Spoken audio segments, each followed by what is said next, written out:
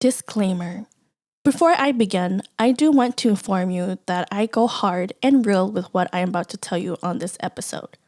If you cannot handle the truth, my sense of humor, and my explicit language, then I advise you to skip this episode. Without further ado, sit back and enjoy. Welcome back to another episode of yours, Druelee. It is I, your host, Druelee, of course. How is everyone doing so far? I know it has been almost a month since my last episode. A lot has happened, and I am aware that some of you guys know what has happened. I think it was like a week or 2 weeks ago that I posted about the passing of my baby Midnight. With her passing, it has changed my mental mindset, my emotional, I don't know what you want to call it. It pretty much made me think so much about my life and what I want my life to be. I don't know how to explain it, but with her passing, a lot have been going through my mind. I pretty much needed time to just, take a break from everything and just use the time to just grieve over her passing and figuring out what I want to do in life. I thought that I was going to, come up with some things that I want to talk to you guys about.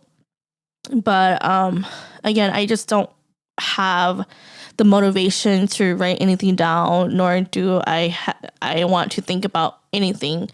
I don't know where I'm going with this episode, but for sure I do want to make this episode in memory of my baby Midnight.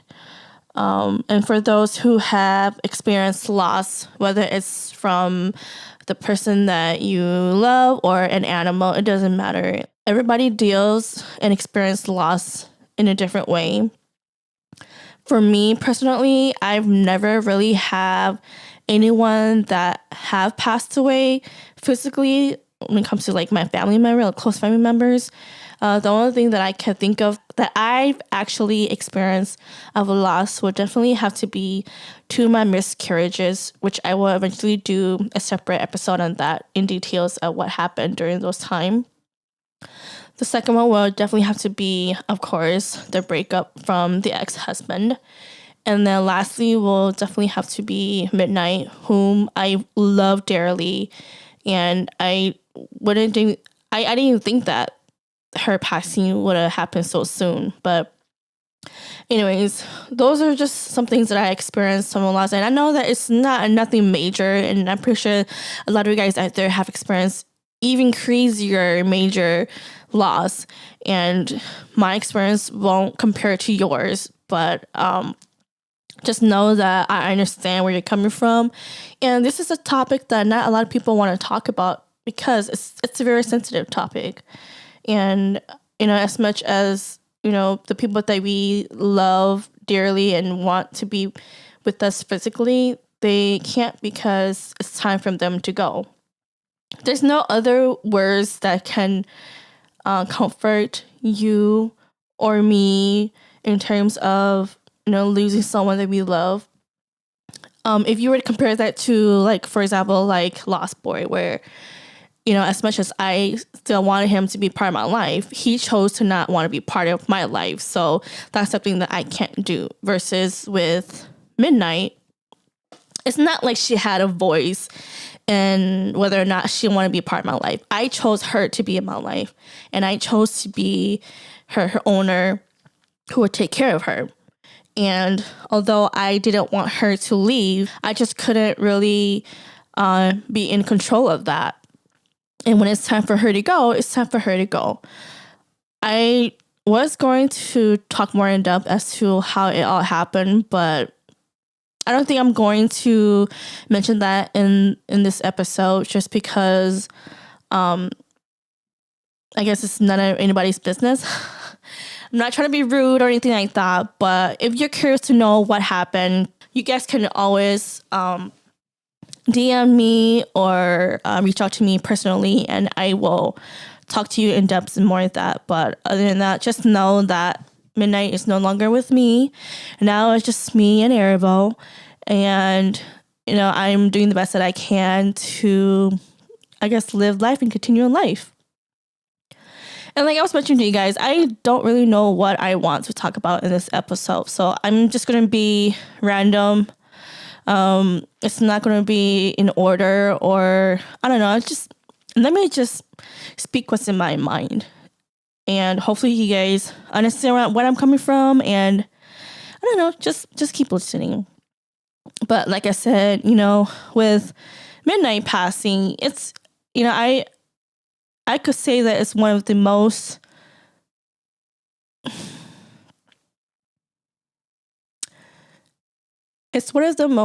emotional thing that I have to go through. The fact that, like I said earlier, it's not that she chose to be in my life. I chose her to be in my life. And as much as she was a very naughty, needy, very too much. Like, her personality is a lot different from Arabo. And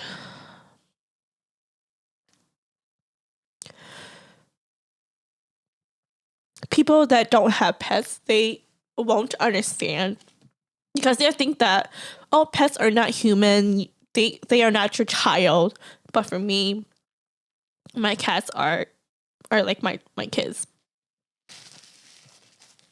I don't have kids of my own, but Midnight was the baby of my family. And the fact that she's not here, I felt like a part of me, half of me died with her. I see it as though Arabo and Midnight was a split personality of who I am. Arabo was more of the friendly, feminine, girly, shy side of me, and then Midnight was more of the aggressive, life of a party. I was out there, very strong-minded, very independent. Like, both of my cats were pretty much a split version of me.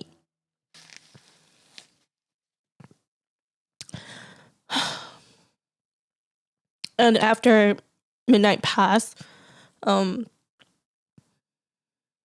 know, it's really hard. I haven't really talked in depth about my emotions with like my close friends or family, and I get it. When a person is going through a loss, it's really hard to talk about it.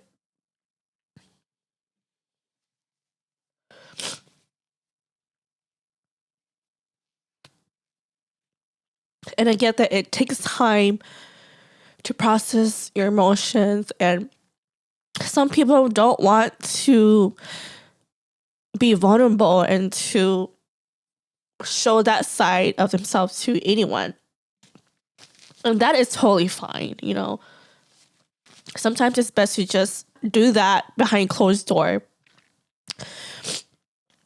But however, I do have to say that, living on your own, me living only with my cats and not actually having another human being live with me, it's like I don't have anyone whom I can actually share what I'm going through.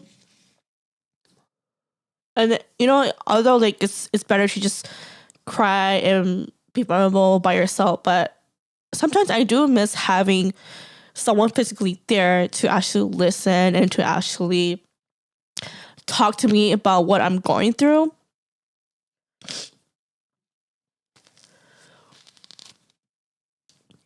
And so for those who have a partner or who have roommates or siblings that live with you, don't don't stray away from having that conversation and actually have someone there to listen to you and to talk to you about what you're going through. And even though as a single woman and just anybody who's single, like don't think that just because you're single that we have all the time in the world to do whatever. We don't have responsibility. Just know that when shit like this happens, when we go through something major in our life that involves with loss, like we're going through this by ourselves. And there are times where we don't want to deal with it. Like it's nice to have someone else to also be there. And what I'm trying to say is that when midnight passed, or well before that, when I actually took it in to check what's going on with her, there were some decisions that I have to make, which I wasn't comfortable making because knowing myself, I'm very undecisive, and I've never had any pet experience when it comes to this, and midnight was the first one. And so I had to figure out whether or not I wanted to spend a major costs on her getting surgery. And you know, if let's say if they do surgery on her, if she passes away, then what? And then I have to make that decision, and it was just too overwhelmed for me. Like I don't know how other people do it when it comes to people passing, but it's mentally draining. And when I went through that, I wished I had someone else to be there with me and to decide if I'm making the right choice. Because sometimes when you are by yourself and you think that you're making a good choice in your life, but what if it's not? What if the choice that you make can be a mistake? I don't know. Like me as an overthinker, I think about certain decisions that I make in my life, whether it's good or bad, I don't know. But for me, I just think about those things. And I don't know, like with midnight passing, it just made me struggle so much with my mental mind and my emotional state. It got to a point where I didn't feel like doing shit. That's why I needed the whole month off, just because, you know, as much as I had a lot of topics that I wanted to talk to you guys about, I just couldn't fake it. I'm not a faker. I don't like to fake. I hate when people say fake it till you make it. Like, fuck that shit. Like, I am the realest bitch that you'll ever meet, and I cannot be fake. If I feel a certain way and I'm just faking it just to get through it, no, I can't do that. I can't hide my feelings like that. Especially with a lot of like elders, they always say that when you get into an argument with your spouse, you're supposed to fake it and then come to the family function and act as if nothing happens. No, I cannot do that. Like if I'm mad at my husband, I'm gonna be mad. I don't give a fuck. It's either we work this shit out or I'm not going with you. Period. I don't know how some people do it, but for me, I just cannot do that. I cannot fake it. People will read through me. I mean, some people, they can't even read me and my emotion and what I feel, but maybe I'm just good like that. Maybe I'm just good at hiding my emotions. But like I said, during the time when I was married to a lost boy, whenever we had an argument, whenever I felt like I didn't feel like going anywhere, like I'm not gonna fake it. I'm not just gonna show up and just to fake that. Oh, we're fine and dandy. No, if I'm mad at you, I'm mad at you. And if we haven't talked about our problems and come up with the solutions, then fuck it. People are gonna have the bad version of me. I don't give a fuck. But anyways, besides that, what I'm trying to say is that, you know, don't underestimate single, independent people. As much as we don't have any responsibility besides ourselves, when it comes to things like this, I realize as an independent woman is that it's really hard to do all this by yourself. And like I said, with midnight, you know, I have to figure out whether or not I want to actually spend a huge chunk of money on and actually give her surgery, which I did, but it turns out that it didn't work, and she wasn't in the healthiest level in her life, you could say, to the point where the surgery could have been successful. And then with that, of course, the doctors are really good at, communicating with you as to what is going on, and then whether or not you can make the decision to either continue the surgery and to have the doctors continue helping her or helping them, or to just let them go. It's like, what are the chances of her surviving? And she wasn't going to survive. And people will say that, well, why don't you just continue with it? Like, go ahead with it. Make sure that she actually get the surgery or whatnot. And, you never know, but when shit like this happens, it's like, you don't know what to think. You don't know what your decision will do to affect not only your pet or yourself. And then you have to think to yourself, what if I did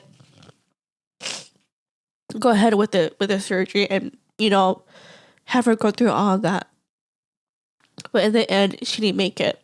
There was a point of doing all of that. In my mind at that time,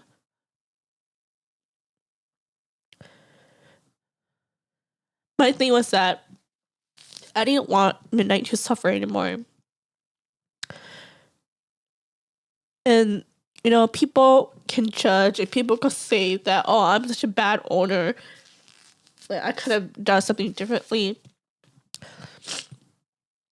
But for those who are going to say that to you, are going to be negative, and are going to say that, well, I would never do that to my pets, all I gotta say is, fuck you. This is not about you. This is about me. And if they're going to say these things to you, saying that, well, you shouldn't have done this, you shouldn't have done that because I would have done this and that, just put a middle finger in their fucking face, because this is not about what they're choosing to do with their pets, because it's me telling you that I'm going through this with my pets, and this is what I decided. And if they cannot support you on that, and they want to put in their 2 cents on what they're going to do when it comes to their pets, they can fuck off. Look, I'm not going to say names or anything like that, but when people are telling you about what they're going through, especially when it comes to loss, just fucking listen. Just fucking be there. Don't even put your 2 cents or say that I'm going to do this and do that. Like, just don't. Just shut up, okay? Just shut up. Let the person tell you what's happening. And that's it. They just need your support. They don't need you to say anything else. Because the moment when you start bringing up your own thing and what you're going to do and this and that, it's not going to help that person. It's not. So I'm just going to end it like that before I start bitching at someone. I don't know. But anyways, I know that I'm not giving you guys a lot of details, but all I gotta say is that, yeah, she had to get surgery, but it didn't happen the way they did. And of course, it was my decision to end the surgery, because doctors say that she was only getting 5% of survival if they did do surgery on her. And that was like the lowest percentage that I don't know, like compared to 5% to 50, 75%. If it was 75%, fuck yeah, go ahead, continue with it. But 5% is like, they ain't shit. And I knew that this was coming, for some reason. I felt it, even though me being an optimistic person, I've always looked at things for the better. But there's always that little bit part of me that felt like, no, it's gonna come to the worst, And I was prepared already, and I've decided to, like, cremate her. I was given the option to come back to the animal hospital and say my last goodbye. And y'all, I don't believe in goodbyes, especially when it's someone or a pet that you are that you love so much. It's never a goodbye. Although their physical self is not there with you, I do believe that they're always with you spiritually. And I've seen a lot of videos of like pet owners. They had to say the last goodbye, and then when their pet died, then they like cried. I was like, I don't want to deal with that. Like that's too traumatizing to me. So I just decided to just have them go ahead and end the surgery and do what they need to do on their end, because I wouldn't even know how to take care of it. They even gave me the option to either if I wanted to bring her home. But I'm like, I don't know what to do with her if I bring her home. Like, am I supposed to like call or search for like animal funerals, or like, y'all, I don't know what the fuck I was doing. So I just decided for my own mental state to have them just take care of her, for them to cremate her. That way, when they were done with whatever they need to do on their end, then they can reach out to me so that I can come and pick her up. And you guys, when I received a phone call saying that, she is already cremated and that she's ready to go home, that was like one of the worst feeling. And it was something that I did not want to do alone by myself.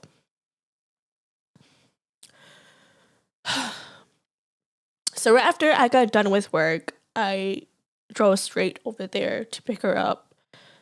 I told myself not to cry yet. Did some breathing exercises, which it did help a little bit, surprisingly. But, like, with so much going in my mind and me having to do all this by myself, it's like, I kind of wish I had someone whom their emotions were a lot stronger and stable to actually pick her up, besides me doing that, because I mentally wasn't capable of doing that, but I had to force myself to, get out of my car and pick her up. And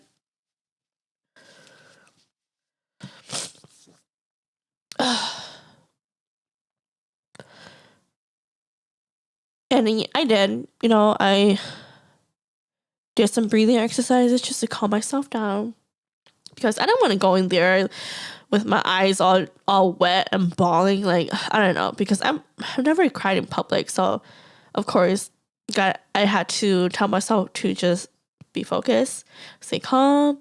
You're here just to pick her up and then go home. And then you can cry in your car. Whatever. So did that. Went to pick her up. The staff over there is super friendly, and they were really comforting. And picked her up, took her in the car, and yeah, that was that.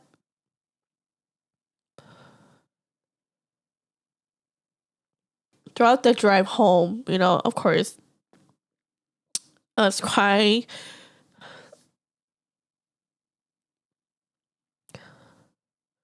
The color that I bought for her, because when I was driving, the bell would ring, and it's as if she was still in her cage, but she wasn't.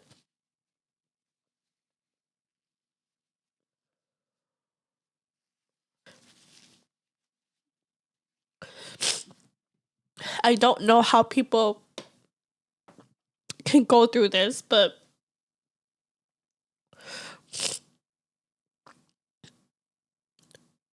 I had to be strong for myself.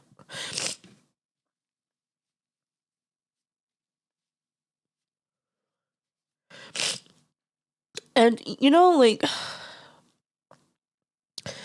when you lose someone that you love dearly, you have a lot of like negative thoughts in your head. You ask yourself, did I do enough? Was I not enough of a person for them to come to me?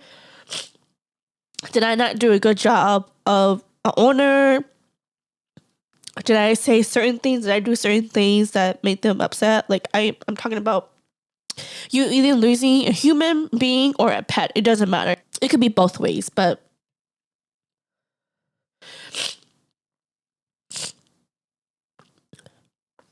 you do have a lot of guilt thinking that you could have done something more, but just know that you did what you know and it's out of your control. As much as you could have done certain things to better the situation, like what if you did do that and it's still, the outcome is still the same, like you never know. But I do want to say that don't be so hard on yourself. Don't feel guilty for things that you could have, should have, would have done in the situation. And sometimes it's the time for the person or the pet to leave you, and there's nothing that you can do. I even tell myself that I don't want to be those people where when someone passed away or someone leaves me, like I don't want to be those people where they get very depressed and they can't move on with their life, like they're stuck. Like I don't want to be that type of person. I realized that throughout my whole life, like I lost a lot of people in my life that I care about, and there's no way that I can stop them from leaving me. And if it's their time to go, it's time for them to go. What I have to do in my life is just to move on. I will always remember the things that have happened to me with that person or pet, but in my life that I'm living, I still want to continue to live and enjoy the life that I have now. Just because the person left me or the pet left me, that's not going to stop me from living. That's not going to stop me from becoming somebody. I'm not going to let them passing or leaving me to affect me in my life. And so for those who are going through a breakup and that person meant so much to you and they decided to leave you, do not stop your life for that person, okay? Because that person ain't shit. And let's say that the person that you love was someone close to you and they're not there anymore. Please don't just stop your life, be depressed. You can't move on because this person was important to your life. You have to switch your mindset to where just because they're not there anymore, you can still continue to live. It's not like they're gone forever. Me as a spiritual person, I do believe that although the people that you love dearly and they love you the same back, they'll never leave you. They'll always be with you. But let's say if someone that you love, but the person doesn't love you and they decided to leave you, that, like, who gives a fuck? Like, just move the fuck on. Just move on. It's not worth it, because they decided to leave you, not you leaving them. So know the difference. If you happen to love someone back and they love you in return, then don't get stuck grieving over them or being depressed over their absence. Use it as a way to remember them of the good times that you had with them, and just know that they're always going to be with you. Even though they're not there physically, spiritually, they're always there. And even like now, like whenever I come home, I always say hi to Arabelle. I always say hi to Midnight. I actually bought Midnight a cat urn that I got from Etsy, where I put her ashes in there, and of course I put her collar around the cat urn, and I put her next to my front door. That way, when I come in and out of the house, she's there to protect me. because they did say that cats are a very spiritual cat and they can drive away evil spirits, and I believe that. And I put her there that way when I come in and out of the house, there's no bad spirits that's following me or following behind me. And yeah. And like I said,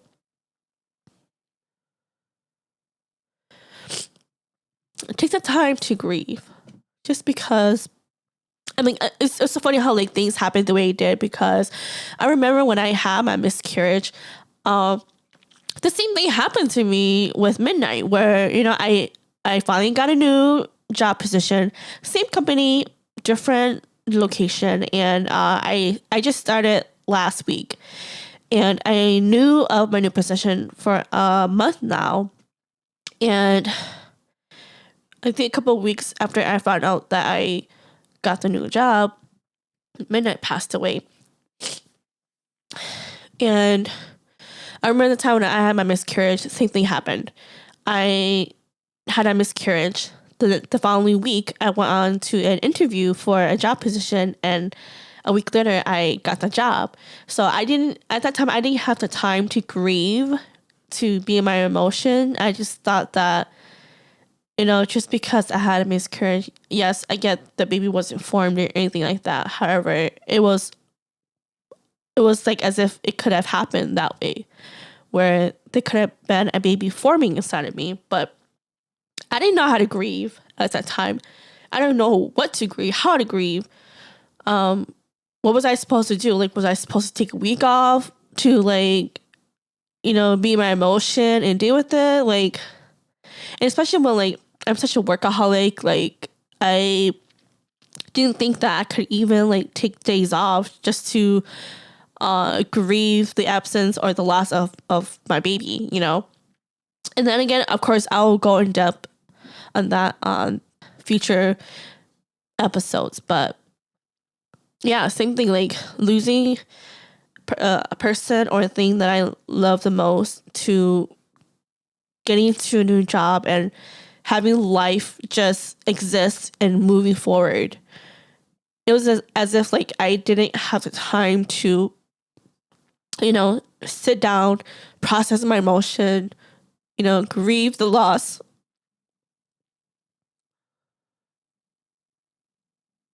of the baby that I could have had. But with Midnight, you know, I was able to think about it. Although it was so hard for me to, you know, not take a break from work, because again,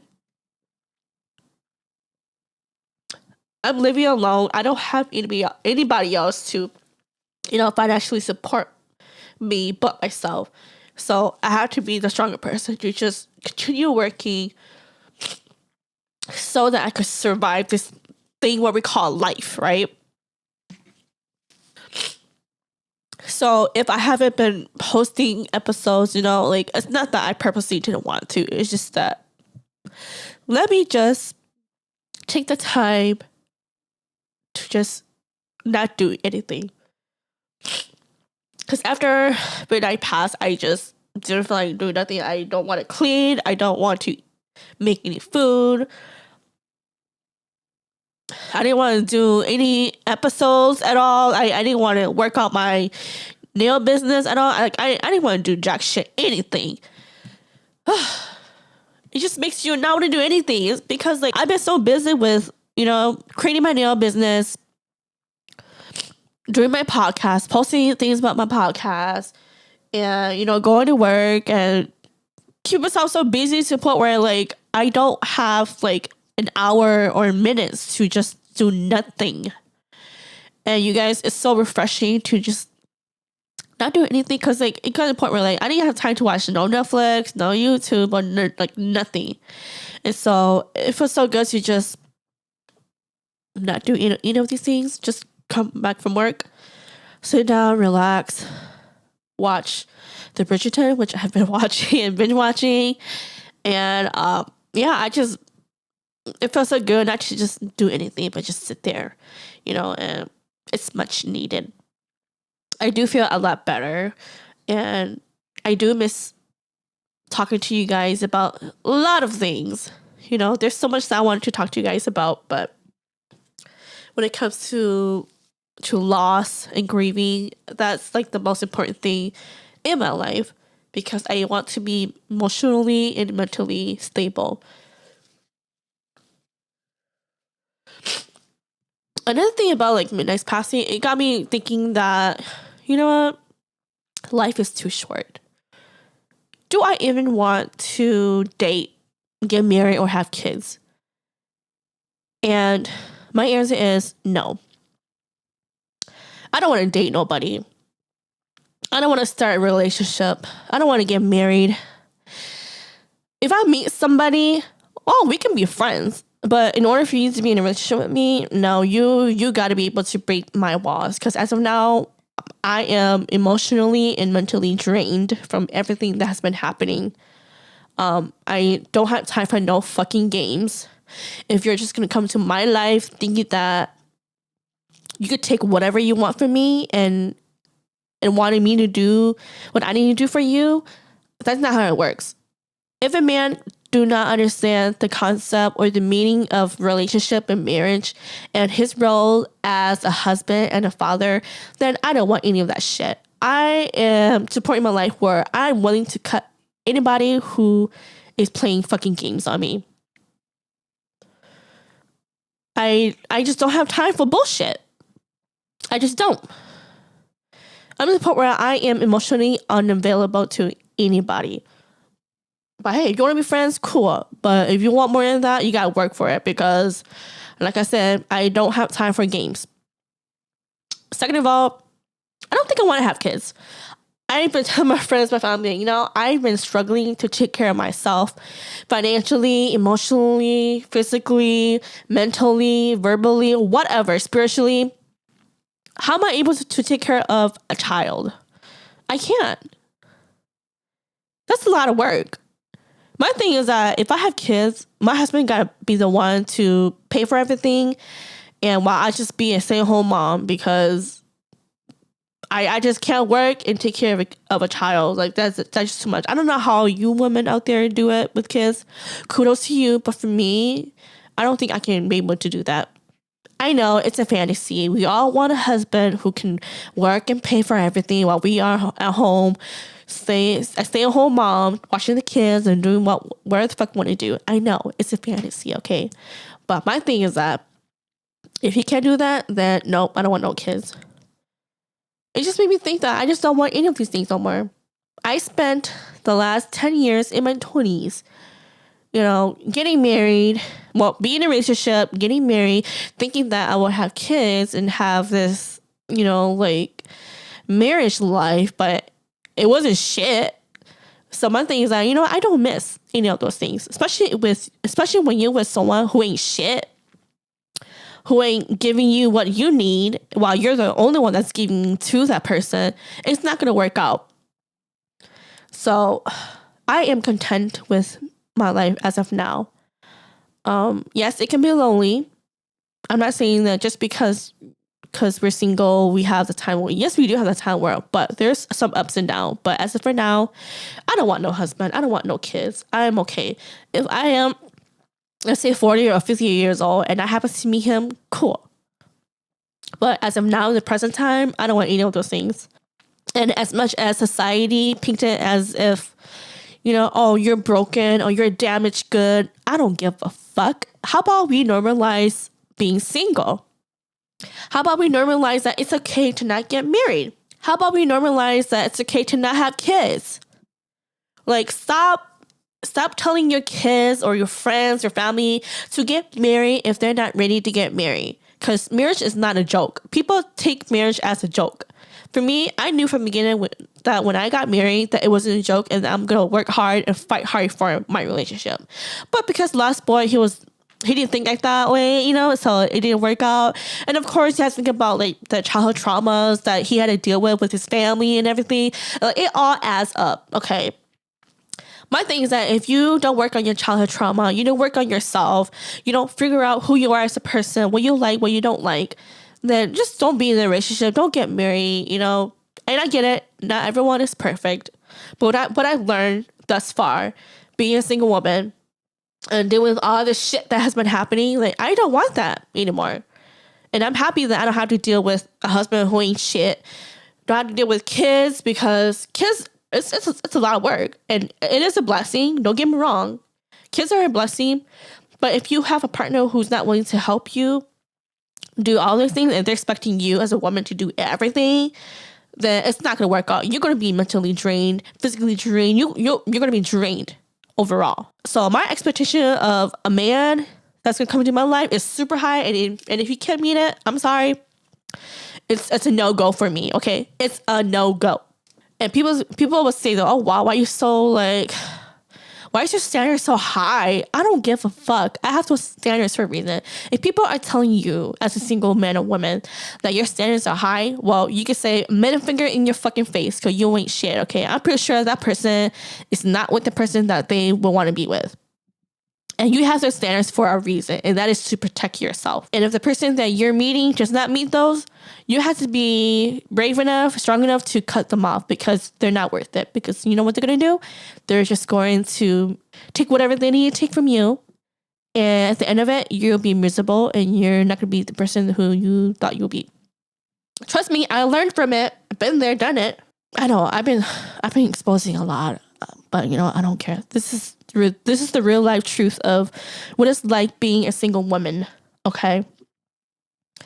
And I know everybody's experience is different, but I'm telling you that this is what I'm feeling right now. This is where I see my life right now. After losing Midnight, I just think that, you know, life is too short. I don't want to be mad at anybody. I don't want to start a drama. I don't want to bring a child to this world if I'm not ready for that. I don't want to be in a relationship with anybody if they're going to be a bitch and a fucking child and can't do shit.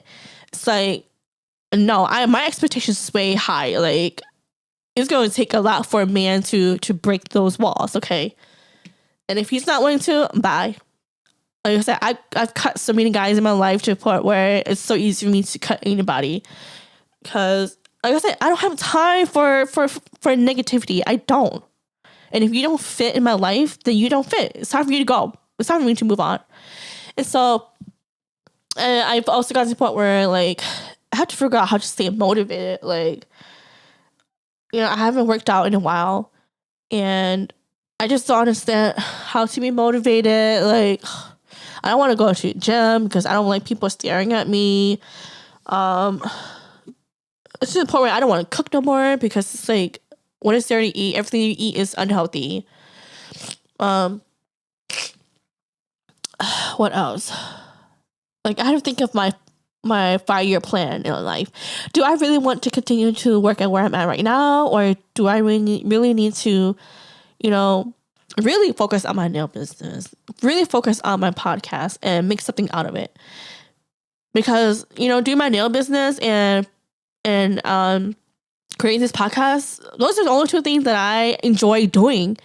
And I just had to figure out how to make money off of it. It's just, I don't know. I have to think about it. But I truly do not see myself working at where I'm at right now. I mean, yes, it helps pay the bills, easy job, whatnot. But for me to be completely happy and content with my life financially and what I'm doing, no. I have to think of something. I just don't know what. But I know I'm just rambling on, but I don't know how long this episode's going to be. But just know that I've been through it. You know, I'm still going through this loss of Midnight. And I do want to thank everyone who has been supporting me, who has given me sympathy gifts. I truly do appreciate each and every one of you. You know, going through a loss is hard. It made you think about your life. Like I was telling you guys, it made me think about if I want to get married again or have kids. Like, I don't want any of these things. It's just so weird. It's like when shit like this happens, it just makes you think so much about your life. And then it also makes you think about, like, okay, what happens if your parents die? How are you going to rearrange the funerals? And do you want to cremate them or you want to bury them? And the cost of it, it's like, I don't know how you guys deal with these shit. It's like, oh my gosh. Like, just going through that with midnight already. It's already like mentally draining, and I'm still mentally draining, and I don't know, but I just got to keep telling myself, the next day is gonna be a good day. Do what's best for you, enjoy what is ahead of you, and make it a positive day. That's it. That's all I gotta tell myself. Yeah, I know you guys, this is so random, but I hope that you guys continue to support me, to listen to me. And like I said, I always repeat myself, but I hope it just wasn't confusing to you guys, but I hope that you guys understand where I'm coming from. Just know that in the future, I will definitely put out a lot more episodes. My goal is every week. And I have so much topics that I wanted to discuss with you guys. But other than that, just want to say thank you for all of those who have continued to support me and to listen to my podcast. Living life is tough. It don't matter if you're single, you're married. It's tough, but each day, the next day, we just continue to live on. Just keep telling yourself, today's gonna be a good day. It's gonna be a positive day. Whatever negativity that's on my way, just throw the shit away. Just try to live the best life. Be grateful for what is happening in your life. There are things that you can and cannot control, but whatever you were blessed with, if it's having a husband, having kids, having no husband, no kids, or having pets, it doesn't matter. Just be grateful for what you have in your life, because life's too short to be mad at someone, to hold grudges. Forgive and forget, move on, and just live the best life. All right, you guys, that is all that I have for this episode. And like I mentioned, it was random, but I just felt like I just wanted to tell you guys what I'm going through, and just know that things like this can pass through us. Once you go through it, then it wouldn't be hard to second, third, fourth, and so forth. But other than that, thank you so much for listening to this episode. And I will see you guys on the next episode. Bye.